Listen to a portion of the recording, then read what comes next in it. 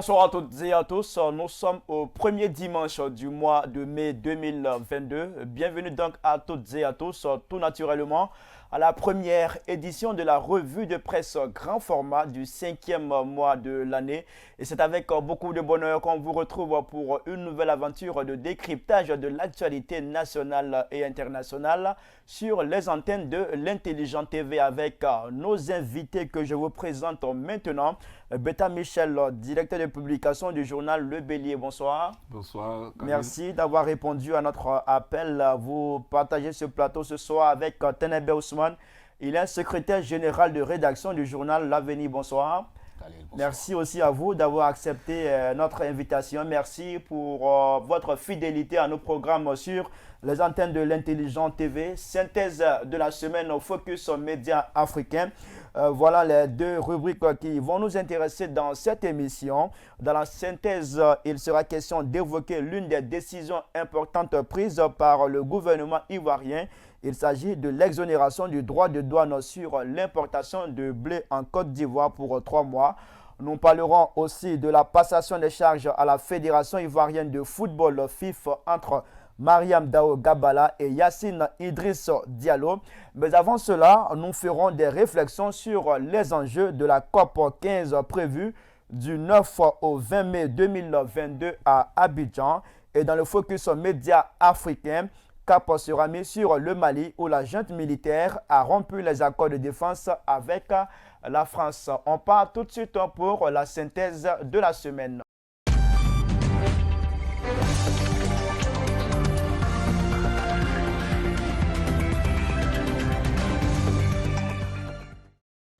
À l'instar, le gouvernement ivoirien a adopté un projet d'ordonnance portant exonération du droit de douane sur les importations de blé en Côte d'Ivoire. C'était en Conseil des ministres le mercredi 4 mai 2022.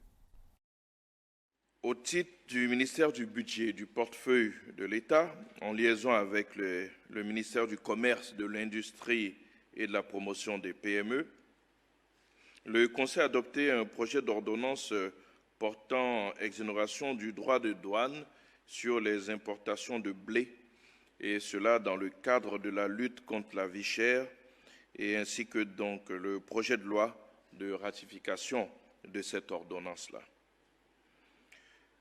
Vous le savez, nous avons eu l'occasion de l'évoquer plusieurs fois ici. Le cours du blé donc à l'international connaît une tendance à la hausse, accentuée par le conflit en Europe de l'Est, notamment donc en ce qui concerne la crise russo-ukrainienne. Et compte tenu de la portée sociale du pain, aliment de base issu essentiellement de la farine de blé, cette mesure gèle sur une période de 3 mois les droits de douane exigibles sur les importations de blé afin de maintenir le prix de cette denrée de première nécessité tel que réglementé et de préserver ainsi le pouvoir d'achat du consommateur.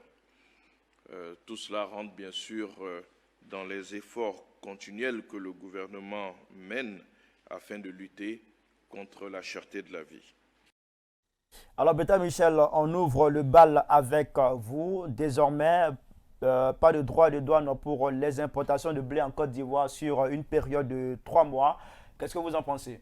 Mais il faut le dire, c'est une mesure plus ou moins à saluer, parce que comme le porte-parole du gouvernement l'a dit, c'est en vue de maintenir les prix qui sont déjà assez augmentés. Il ne faut pas se le cacher, les prix du pain ont augmenté, bien qu'on refuse de le dire clairement, les prix du pain ont augmenté. Et en prenant cette mesure, bon, je crois que ça vaut, on parle de près de 9 milliards d'apport du gouvernement pour maintenir le prix à ce niveau-là, à ce niveau déjà augmenté. Mais bon, pour moi, je pense que le gouvernement peut aller encore plus loin, parce que la question elle est globale. Il s'agit de la cherté de la vie.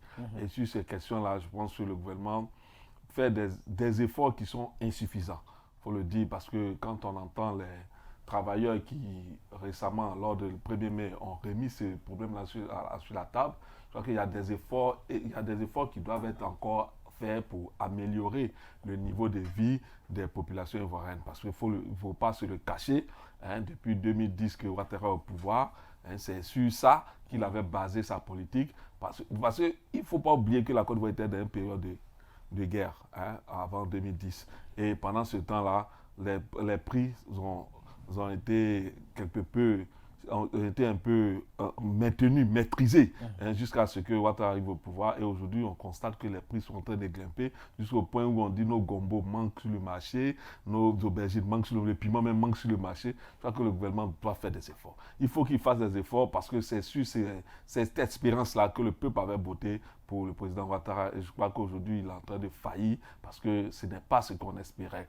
On espérait que Ouattara viendrait et que la cherté de la vie, on ne la connaîtrait pas comme c'est cette tendance qu'aujourd'hui. Beaucoup parlent aussi de contexte international. Mais j'ai dit, le contexte était plus difficile, hein, sous l'ère du président Laurent Gbagbo, alors qu'on a maintenu les prix à un certain niveau quand même. Mais je ne crois pas qu'aujourd'hui, le contexte soit plus difficile pour Ouattara avec la paix qu'il prône tous les jours et puis l'attitude, je dis, moins belliqueuse de son opposition, soit que le contexte est plus favorable à réduire, comme il a souhaité, comme lui-même l'a dit, quand il prenait le pouvoir, apporter des solutions aux problèmes des Ivoiriens qui, comme il le disait, tourner le dos à la pauvreté, tourner le dos à la misère. Aujourd'hui, nous sommes encore en plein dans la misère, en plein dans la pauvreté, du fait des augmentations qui ont crevé le budget des fonctionnaires qui l'ont dit, les travailleurs qui l'ont dit le 1er mai, et sans qu'il n'y ait des solutions, encore des promesses. Je crois que voilà, le gouvernement doit aller plus loin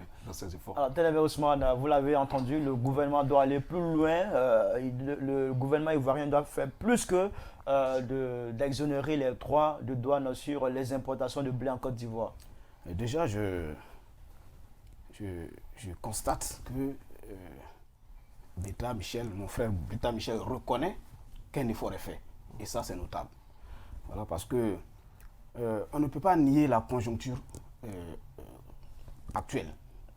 Parce qu'il ne faut pas oublier que, voilà, j'ai vu une comparaison qui est faite depuis 2010 jusqu'à maintenant. Alors qu'il est connu de tous et les rapports existent, le rapport de la Banque mondiale et de toutes les institutions internationales sur le fait que la crise actuelle, notamment la crise ukrainienne, a un impact sur le prix des denrées, notamment les céréales. Et tout le monde sait, généralement on le dit, l'Ukraine et la Russie sont en quelque sorte le grenier du monde en blé. C'est vrai que la Côte d'Ivoire importe une bonne partie de son blé, du moins, en tout cas la majorité de son blé de la France. Mais avec ce qui se passe actuellement, avec la guerre qui a fermé les ports qui permettaient d'approvisionner le monde, on constate que, et ce n'est pas moi qui le dis, les rapports sont là. Donc ce sont des choses qu'il ne faut pas ignorer. Loin de moi l'idée de... Parce que quand on est au pouvoir, on est en droit de résoudre les problèmes. Mais les problèmes, il faut aussi tenir compte des conjonctures. Donc je me dis que la grande décision qui est prise par le gouvernement en ce qui concerne l'exonération des droits de douane sur le blé, c'est une décision salutaire. Parce que regardons un peu, souvent sortons la tête et regardons un peu autour de nous. Les pays de l'UEMOA qui dépendent de l'Ukraine, vous verrez que les coûts, les prix du pain sont en train, tous les gouvernements aujourd'hui sont en train de travailler dans le sens d'agir en faveur des ménages. Donc il faut regarder la chose de façon globale et souhaiter que le gouvernement pose des actes comme celui qui a été posé, annoncé en Conseil des ministres. C'est pour 3 mois. Est-ce que cette durée-là, elle est suffisante? On imagine que la vie des Ivoiriens ne se limite pas à 3 mois.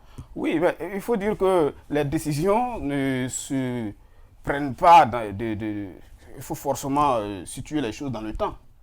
Peut-être qu'au bout de ces 3 mois, les choses vont s'améliorer. Donc d'autres décisions pourraient être prises. Donc c'est comme ça que les choses évoluent. On ne peut pas prendre une décision pour l'éternité. Donc je pense que c'est une décision salutaire, d'autant plus que, en ce qui concerne le blé, la Côte d'Ivoire dépend de l'extérieur. Donc on va regarder l'environnement. Je parle je me dis que le gouvernement va regarder l'environnement et naturellement prendre des décisions en conséquence. Et c'est ce que je souhaite surtout. Parce que la cherté de la vie, ce n'est pas une question politique, c'est une question transversale. Hein? Elle concerne tout le monde. Sauf que ce sont les politiques qui sont en place qui doivent régler Apporter cette question, apporter des solutions qu'il faut. Tout à fait. D'accord, c'est quand même une question politique. Posons les problèmes, parce que dans la démonstration de mon très cher frère Beta, il a fait une analyse depuis 2010 jusqu'à maintenant, en tronquant naturellement la question, la conjoncture qui frappe actuellement le monde. Non, je ne nie pas, Voilà, cette conjoncture. Mais je dis la conjoncture était plus difficile avant 2010. Non. Parce qu'on était dans un contexte de guerre. Mais on a maintenu les prix à un certain niveau, de sorte qu'aujourd'hui, on s'étonne que celui qui a pris l'engagement de nous sortir de ces difficultés-là est encore en train de nous replonger dans certaines difficultés. On se dit, ben, attends, finalement, il n'a pas de solution. Si la question... S'il n'a pas de solution... Les situations... Non, les conjonctures changent. Je sais que les conjonctures changent, les conjonctures évoluent. La conjoncture est plus compliquée non, que celle de 2010. Non, s'il te plaît. Là où le pays était coupé en deux, là où le pays était amputé d'une partie de son revenu. C'était une situation du pays. Or, ici, il est question d'une affaire dont on dépend de l'extérieur. C'est plus difficile parce que là, il s'agit de trouver des solutions. On peut trouver des solutions en interne. Parce que je ne te cache pas que souvent, quand on fait l'analyse de la crise... Non, je viens. N'oubliez pas que la sortie de crise a mobilisé la communauté internationale autour de la Côte d'Ivoire. Je viens pour te dire que la Côte d'Ivoire a été soutenue.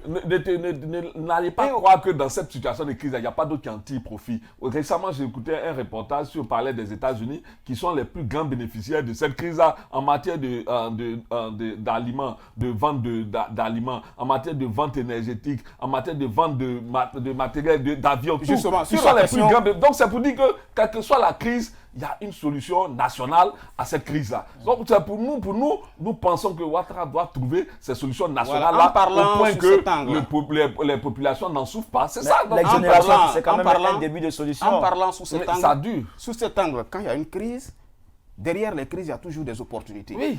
Oui, on peut poser le problème sur cet angle et chercher à réfléchir dans ce sens. Et non, chercher à faire une comparaison entre une crise interne. Non, s'il te plaît. Ce qui s'est passé en 2002, de 2002 à 2010, était une crise interne. Mais c'était plus difficile. Où la communauté internationale s'est mobilisée autour de la Côte d'Ivoire. Non, mais c'était plus difficile pour le pays. Oui, mais d'autres ont tenu ce pays-là. En termes de soutien à la Côte d'Ivoire, je ne vais pas rentrer dans les chiffres. Non, s'il te plaît. Aujourd'hui, nous sommes dans une contexte international. Non, s'il te plaît. C'est la seule période où la Côte d'Ivoire n'a pas reçu d'aide internationale, au point qu'on a dit on fait un budget sécurisé.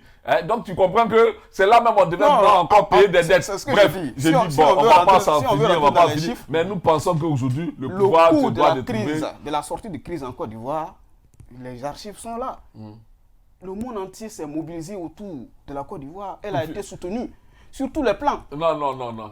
Les élections, c'est nous ceux qui les avons financées. Je prends un simple cas où moi-même, en tant que journaliste, j'étais à l'intérieur du pays. J'ai fait un reportage sur des déplacés internes qui avaient un certain nombre de problèmes du fait de la crise. L'OMS, le PAM ont convoyé dans cette zone. Je pense que c'est du fait de l'article certainement que j'ai écrit. Pour soutenir la population sur le terrain. La nourriture, tu veux dire. Oui. Mais la nourriture n'en manquait pas. C'est tellement que les problèmes de déplacement, c'était ça le problème. Je veux dire que le monde... C'était ça le problème de déplacement. Il ne faut pas comparer parce que le monde était en ce moment mobilisé autour. Mais aujourd'hui, là, allez dans n'importe quel pays, vous allez voir que la crise ukrainienne, en tout cas russo-ukrainienne, a un impact réel, net. Donc, vous estimez que c'est déjà un début de solution au problème lié à la cherté de la vie, cette exonération? Justement, surtout que ce n'est pas nous qui le disons, c'est les Nations Unies, l'OMS et même l'ONU a fait sortir un rapport récent où il demande au gouvernement africain de poser plus d'actes en faveur des ménages. C'est clair. Ce n'est pas à la Côte d'Ivoire seulement. Non, mais le message, le problème, c'est que Beta estime que c'est insuffisant, ce tact-là. Justement, sur la question de l'insuffisance, il est dans son rôle, et je le comprends. C'est quel rôle? D'autant plus que la vie continue d'être chère. Il faut toujours demander au gouvernement de faire des efforts, de continuer. Ça, moi, je partage ce point de vue avec lui. Mais bon, c'est sous l'angle de... S'il y a exonération, est-ce qu'il faut s'attendre à une baisse des prix du Justement. pain? Sur cette question, moi je propose et je souhaite que le gouvernement, parce que là, il ne faudrait pas que les commerçants profitent de cet avantage qui est fait, il faut que ça répercute dans l'assiette du Justement. ménage. Ça veut dire quoi? Est-ce que ces avantages qui sont offerts aux pâtissiers, aux boulangers, est-ce qu'ils respectent les caractéristiques du pain qui est offert aux consommateurs? Non, mais L'État doit déployer des contrôleurs pour voir si effectivement la qualité du pain en ce qui concerne la teneur en blé n'a pas baissé. Parce que tout le monde sait, ils rusent avec les consommateurs. Sur ça, il n'y a pas de débat à ce niveau. Il faut une action forte de proximité pour empêcher que des commerçants s'enrichissent. Il n'y a pas longtemps, le maire, ou du moins le préfet, c'est pas le maire, le préfet de Mans a fait une excursion dans une boulangerie où il a découvert que le pain était fabriqué dans des conditions pas possibles. Alors que le gouvernement fait des efforts pour qu'il continue de travailler comme il le faisait avant. C'est sur cet axe-là qu'il faut que tout le monde soit vigilant, à commencer d'abord par l'État. Est-ce que le gouvernement ne devrait pas être clair en prenant cette décision, dire aux pâtissiers, bon, on a exonéré les droits de douane, désormais il faut fixer le prix à tel montant, à tel montant, à tel montant, à tel montant. Ce serait encore plus Je pense mieux. que cette décision est déjà prise. non, mais moi je pense que... Non, avec cette exonération. Non, s'il te plaît. le Cette prix du exonération, pain, c'était le prix du pain, un je vais engagement. préciser C'était un rapidement. engagement. Non, je viens, c'était un engagement pris avec les pâtissiers et boulangers. Ça a été un engagement parce que si on a permis aux boulangers de continuer à maintenir le pain, une certaine qualité de pain à 150 et à 200 francs, c'est ce type d'engagement-là qu'on avait pris avec eux en vue de les aider à pouvoir tenir leur part aussi d'engagement. Donc je crois qu'on a estimé ça en son temps à 9 milliards. Je crois que c'est dans ces panoplies-là que ces mesures-là viennent. Donc, ce n'est pas nouveau, ce n'est pas une mesure nouvelle pour les pâtissiers. Ici, ils attendaient pour les aider à maintenir le pain, bien que ce soit augmenté au niveau qui est actuel, c'est-à-dire 200 francs pour le pain ancien et 150 pour un pain réduit en quantité de blé. Sur la question, je crois que le porte-parole du gouvernement a été clair. Il a dit pour maintenir. Voilà. Ça veut dire que les prix qui ont été fixés en collaboration avec les acteurs du secteur, voilà, c'est ces prix-là qui doivent être maintenus avec la teneur en blé, telle que les choses ont été décidées. D'accord. Alors, monsieur, c'était lors du premier conseil des ministres du nouveau gouvernement, Patrick Hachi. Ce conseil s'est tenu dans de nouveaux locaux au palais présidentiel. Nous allons on va en découvrir plus avec cet élément qui est commenté par Moustapha Ismaïla. Le président de la République Alassane Ouattara et le vice-président Timoko Meïlet Koné ont pris leur quartier à l'Esplanade, le nouveau palais présidentiel à Abidjan Plateau. Le président de la République et le vice-président de la République et leurs collaborateurs ainsi que la majorité des services du palais de la présidence de la République au Plateau dans le service de la communication ont effectivement déménagé. Ils occupent désormais de nouveaux locaux à l'Esplanade, nettoyant en attendant la réhabilitation de l'ancien bâtiment. Ce mardi 3 mai 2022, des agences s'activaient à transférer les derniers cartons à l'Esplanade, un bâtiment de 4 niveaux souterrains abritant 2 restaurants et une salle de sport. Construit par Pierre Factory Operator, l'Esplanade comporte 5 niveaux, un rez-de-chaussée, un étage technique et 3 plateaux de bureaux. Il est une extension des bureaux du palais de la présidence de la République. L'ensemble surplombe les 4 niveaux souterrains abritant 2 restaurants, une salle de sport, des locaux d'archives et de stockage et 265 places de stationnement pour les véhicules. Alors, Beta Michel, de nouveaux locaux pour le président Ouattara et son gouvernement. Qu'est-ce que vous en pensez? Non, mais écoute, on se réjouit toujours que la Côte d'Ivoire, en matière d'infrastructure, fasse des efforts, ça c'est à saluer. Mais il faut saluer aussi ses prédécesseurs qui ont contribué à la réalisation de cette œuvre-là. Ça a été entamé depuis Laurent Gbagbo. Aujourd'hui, ça s'achève. On ne peut que saluer la continuité du gouvernement, la continuité de l'administration qui nous a doté aujourd'hui d'un édifice à l'image de notre pays qui fait beau, qui est bon à voir. Je me souviens que mon fils me demandait en passant, mais papa, c'est quoi le bâtiment? Ça, je lui dis, c'est la présidence. Il est impressionné. C'est impressionnant et c'est à saluer le chef-d'œuvre du constructeur également, Pierre Factory. C'est à saluer et puis bon, c'est souhaiter que ce soit entretenu pour que les années plus tard, les autres aussi puissent en bénéficier. C'est un point pour Ouattara? C'est un point pour la Côte d'Ivoire mais pas pour un individu, parce que, bon, il faut le dire, l'administration est une continuité. D'autres ont entamé les travaux. Sous Laurent Gbagbo, les travaux avaient déjà commencé. Et je crois qu'aujourd'hui, on les achève. C'est à saluer pour toute la Côte d'Ivoire, c'est tout. Tenabe Ousmane. Oui, vous avez vu l'édifice qui parle sans même que on ait à rentrer dans certains détails. En tout cas, c'est une fierté nationale. C'est toujours... parce que quand on sort, on va dans d'autres pays, on est édifié par les bâtiments imposants qui incarnent ces pays-là. Et on a un bâtiment aujourd'hui qui fait notre fierté. Je crois que il faut saluer ça. Maintenant, sur la question de est-ce que c'est un point pour Ouattara ou comment ça... Je pense que ça, ce sont des débats qui n'ont pas lieu d'être. Hein. Il faut d'abord célébrer l'édifice, même si c'est à l'actif, il faut le reconnaître, de celui qui en a fait l'inauguration et qui y est actuellement en train de tenir les conseils. Donc, voilà. Alors, monsieur, ces nouveaux locaux sortent de terre au moment où la Côte d'Ivoire s'apprête à accueillir la COP 15 qui aura lieu en Côte d'Ivoire à Abidjan du 9 au 20 mai 2022. Il s'agit de la 15e conférence des parties de la Convention des Nations Unies sur la lutte contre la désertification et la sécheresse.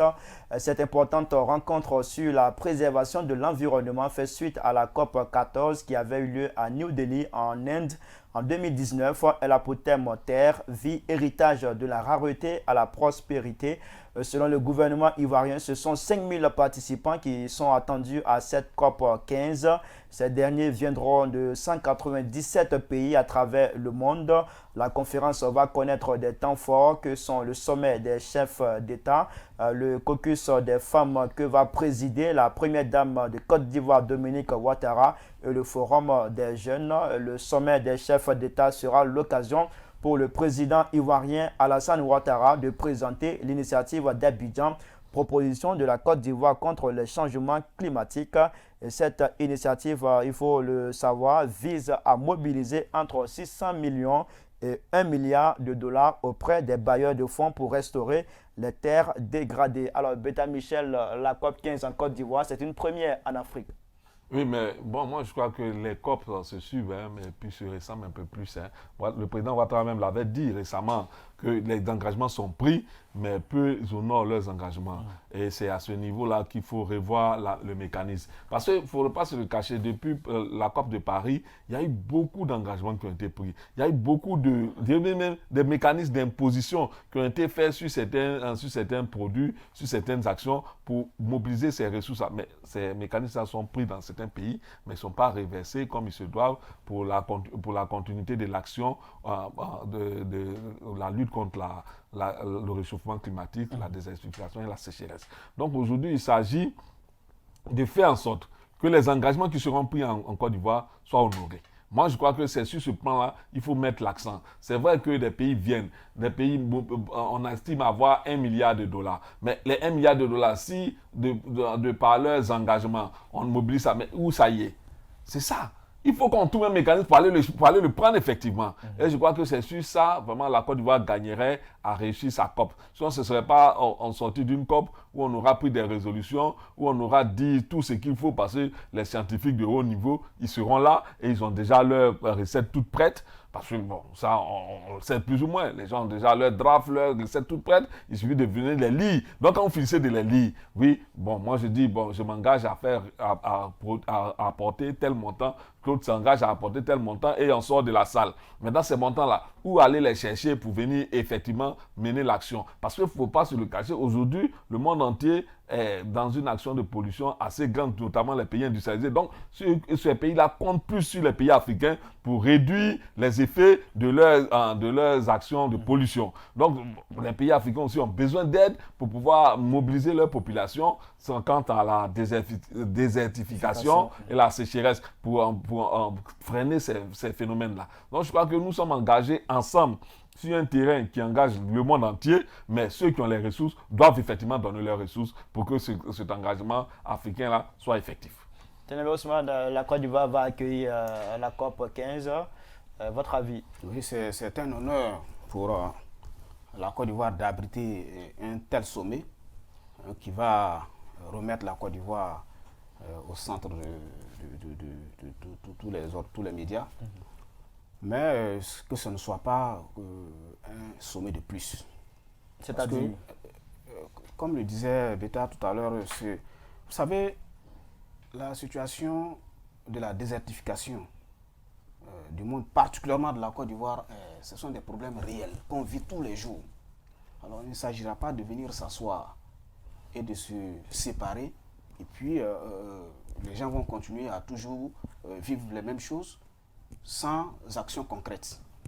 En tout cas, il faut que cette tribune-là soit une tribune où des décisions fortes seront prises, où la somme, les engagements qui sont promis soient suivis, de sorte qu'on puisse léguer à nos enfants un environnement sain, un environnement en tout cas potable, que nous, notre action ne soit pas nuisible pour les générations futures.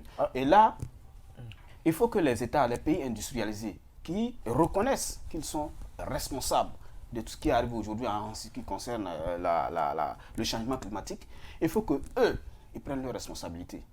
Parce que l'Afrique, nos pays sont des pays sous-développés, sous-industrialisés. On ne peut pas nous demander de lutter de la même façon contre la désertification que ceux qui sont déjà continuellement en train de travailler pour le changement climatique. Donc, ce sont des actions fortes qu'il faut qu'on pose pour vraiment aboutir à des résultats. Qu'est-ce qui fait qu'on a du mal à respecter, à appliquer les engagements qui sont pris durant ces COP? Non, cela s'explique aisément parce qu'il faut le dire, c'est les puissants qui prennent des engagements.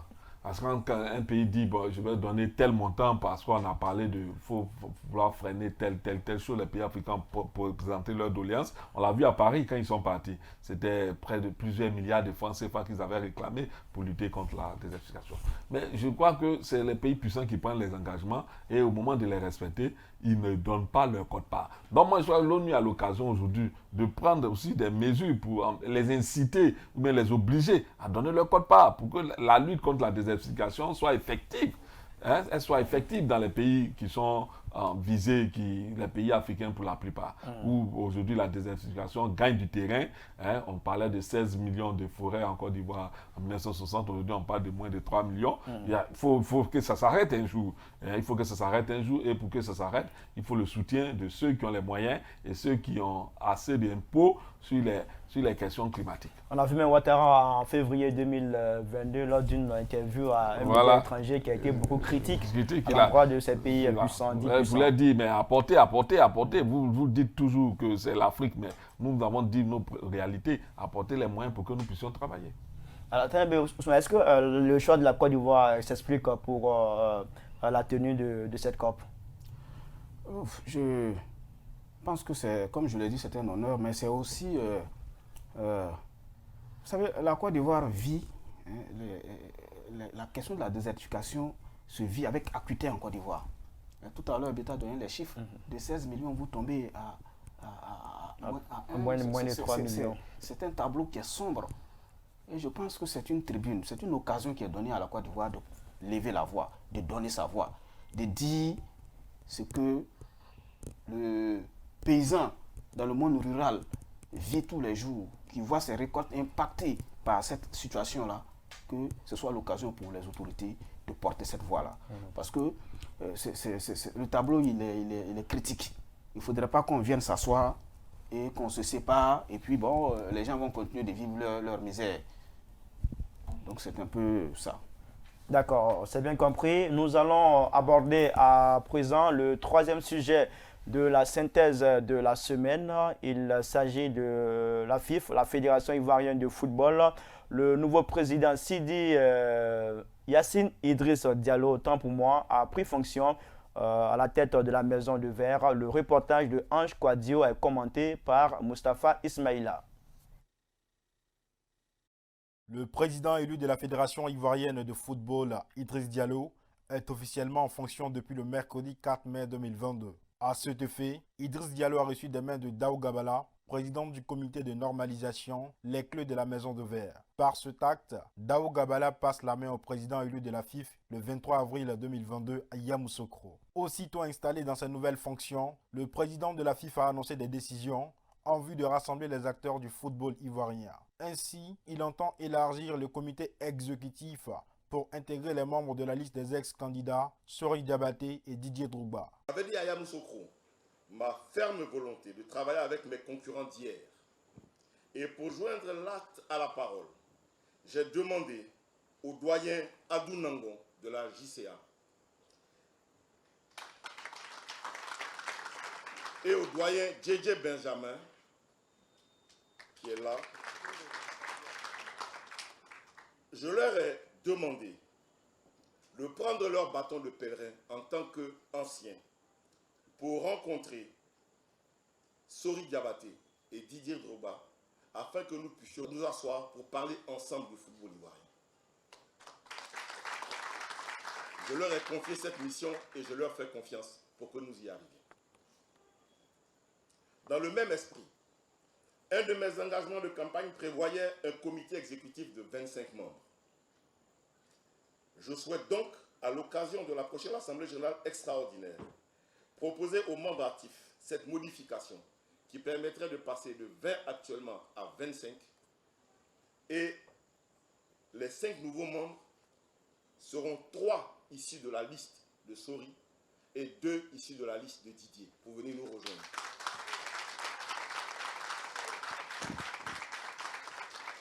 Pour qu'ensemble nous puissions travailler au service du football de notre pays. Au regard des urgences à venir, Idriss Diallo, au cours de la cérémonie de passation de charges, a procédé aux premières nominations. Je porte à votre connaissance que dès ce jour, je procéderai à la nomination des vice-présidents qui vous ont été déjà présentés officiellement. Je procéderai à la désignation du directeur exécutif et à sa nomination, qui est Armand Gourou.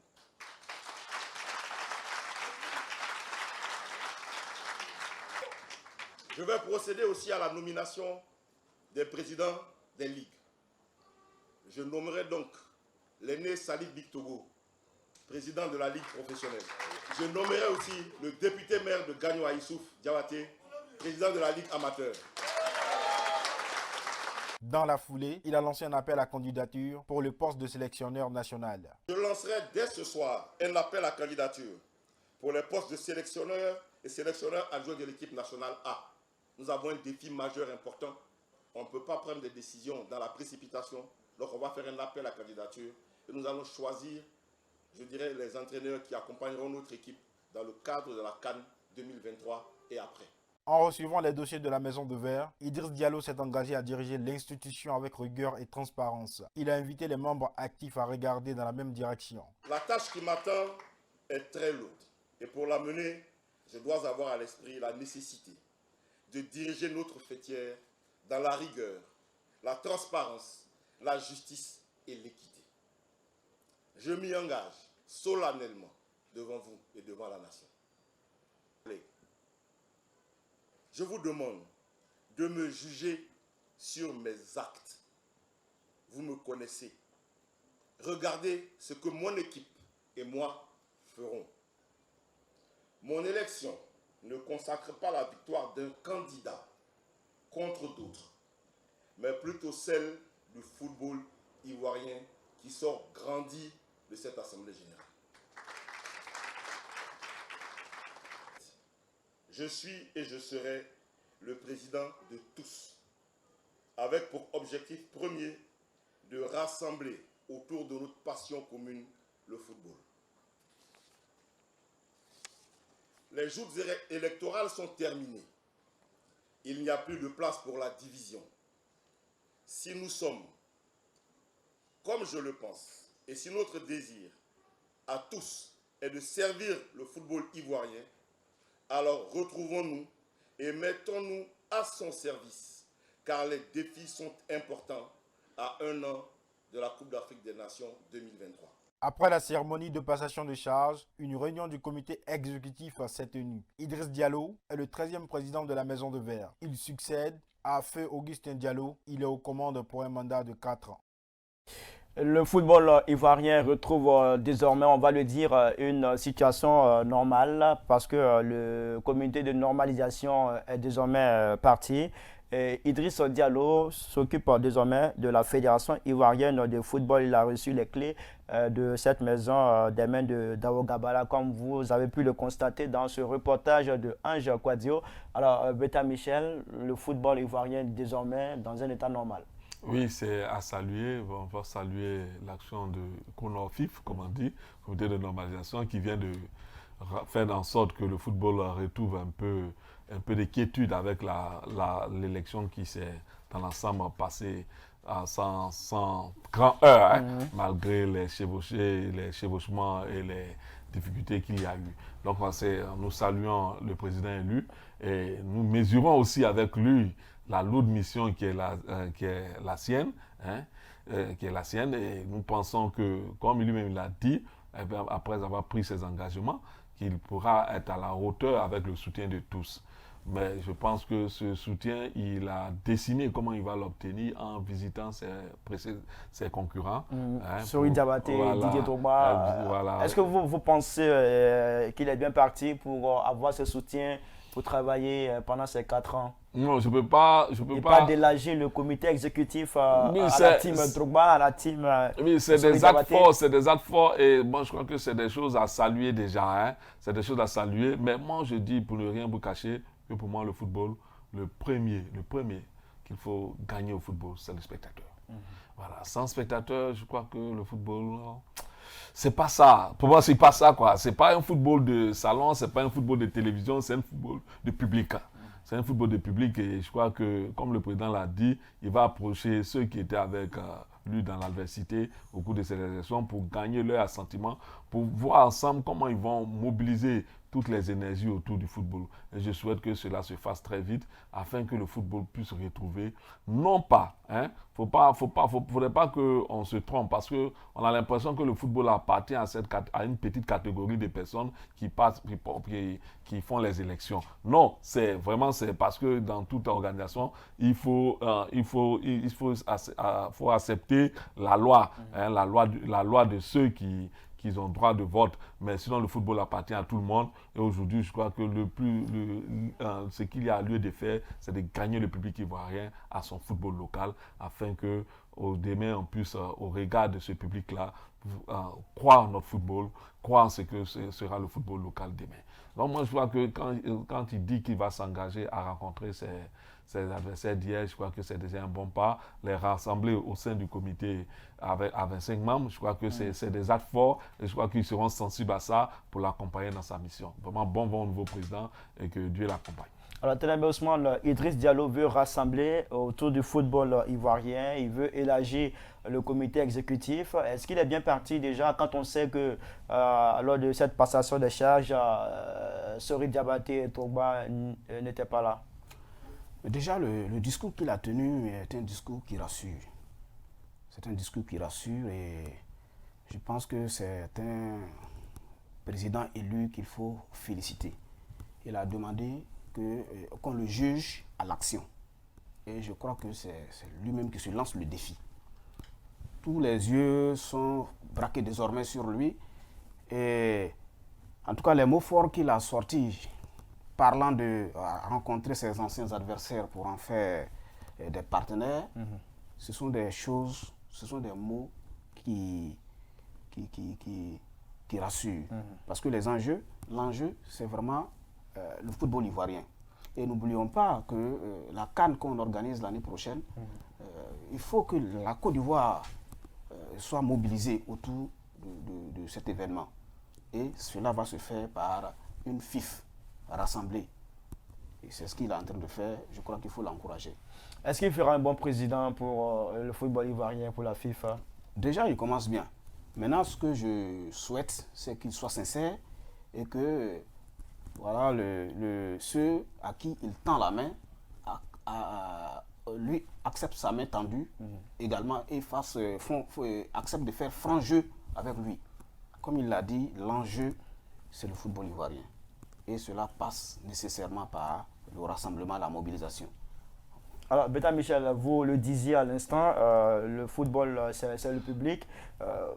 Je me dis que pour vous, le public n'a pas été satisfait puisque le public voulait un candidat à la tête de cette fédération. Malheureusement, ça n'a pas été le cas. C'est Idriss Diallo qui a été porté à la tête de la FIFA par les votants. Est-ce que vous voulez nous dire que les gradins vont continuer à être vides pour le championnat? Mais tu fais un léger, je dis, raccourci que je pense qu'il faut rectifier. Le public, c'est pas seulement ceux qui s'agitaient. Le public, c'est tout le monde. Hein. Donc, Idriss avait son public, je crois que Sori avait son public, Drogba avait son public. Voilà, donc je crois que le public ne votant pas, il s'est exprimé. On l'a vu assez dynamique, quand même bouillant, même par moment. Mais je crois qu'aujourd'hui, le président a été élu et je crois que le public a le droit d'espérer qu'il fasse aussi, qu'eux-mêmes ils soient aussi au rendez-vous.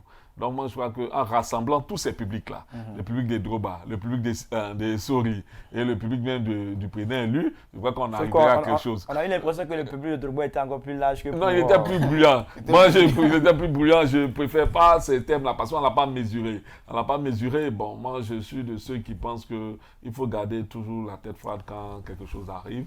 C'est vrai que bon, beaucoup avaient souhaité, si on tient à ce qu'on a vu, que ce soit Didier Drogba, mais ce n'est pas encore gâté. Hein.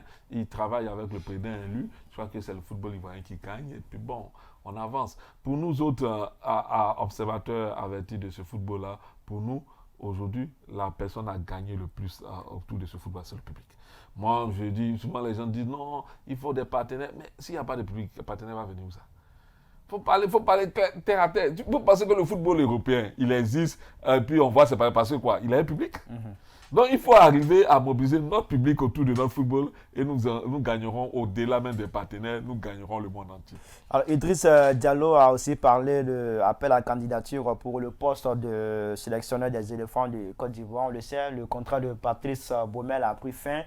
Pour l'instant, la Côte d'Ivoire est sans sélectionneur et la CAN, c'est pour bientôt. Bien avant la CAN, il y aura des matchs amicaux, des matchs éliminatoires. Appel à candidature pour le poste de sélectionneur. Oui, c'est une très bonne décision. Alors là, je crois qu'on ne pourra pas rentrer dans les considérations qu'on a souvent entendues ici et là. Et moi, je souhaite que celui qui soit... Il y en a qui ont souhaité que ce soit toujours des locaux. Voilà, ben, bon, je pense que... Votre avis, c'est lequel? Sur la question, vous savez, celui qui a été élu avec un programme. Et il faut respecter sa vision. Le fait déjà de lancer un appel à candidature, attendons de voir la suite. Voilà, parce que le plus important, c'est les victoires qu'on attend. Hein, c'est la mobilisation du peuple autour du football. Et ça arrive quand on fait de bons choix. En tout cas, moi particulièrement, je n'ai pas de préférence particulière sur celui qui doit être appelé à entraîner l'équipe nationale. Mais il faut que ce soit quelqu'un qui est compétent, qui nous apporte des résultats. Vous avez une préférence Oui, moi j'ai une préférence nationale, bien entendu. Je l'ai exprimé plusieurs fois même déjà, au cours de certaines tribunes.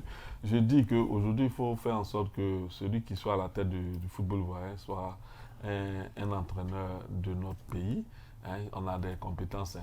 Mais comme c'est un appel à candidature, on se dit qu'ils seront aussi compétents que les autres pour donner une meilleure figure dans cette compétition ouverte. Parce que quand on dit appel à candidature, ça ne veut pas dire que nos locaux sont exclus. Hein. Ça, vraiment, je veux que chacun soit à l'aise. Ça veut dire que si tu estimes, hein, après avoir obtenu ton diplôme d'entraîneur, que tu as un projet structurant pour les éléphants, tu peux postuler. Donc, je crois que c'est ouvert à tout le monde. Mais moi, je souhaite que ce soit un entraîneur national.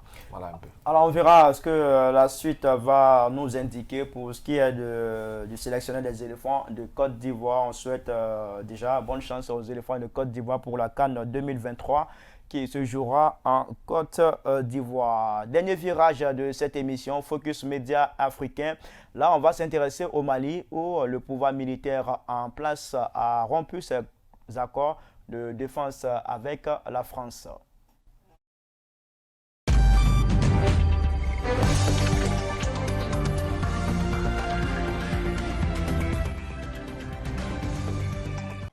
la junte malienne rompt les accords de défense avec Paris et l'Europe. La junte au pouvoir au Mali a mis à exécution une menace qu'elle brandissait depuis des mois. Elle a annoncé lundi 2 mai 2022 au soir rompre les accords de défense avec la France et ses partenaires européens. Les autorités dominées par les militaires, arrivés au pouvoir par la force en août 2020, ont dénoncé les accords de statut des forces fixant le cadre juridique de la présence au Mali des forces françaises, Barkhane et européennes Takuba, ainsi que le traité de coopération en matière de défense conclu le 16 juillet 2014 entre le Mali et la France. Pour justifier cette décision, le porte-parole du gouvernement, le colonel Abdoul Maïga, a invoqué dans un communiqué lu à la télévision nationale les insuffisances graves et les atteintes flagrantes à la souveraineté nationale de la part de la France, engagée militairement dans le pays depuis 2013. Il a cité l'attitude unilatérale de la France lorsqu'elle a suspendu en juin 2021 les opérations conjointes entre les forces françaises et maliennes, l'annonce en février 2022. Encore sans aucune consultation de la partie malienne du retrait des forces Barkhane et Takuba et les multiples violations de l'espace aérien par les appareils français, malgré l'instauration par les autorités d'une zone d'interdiction aérienne au-dessus d'une vaste partie du territoire. Les autorités maliennes ont notifié cette dénonciation lundi 2 mai 2022 après-midi aux autorités françaises. Elle prendra effet 6 mois après cette notification, a précisé Abdoulaye Maïga. Vue de presse grand format, nous sommes dans le dernier virage de cette émission Focus Média africain. Et là, nous sommes au Mali où le pouvoir militaire a rompu ses accords de défense avec la France. Bertrand Michel, est-ce que c'est une décision à laquelle on s'attendait plus ou moins?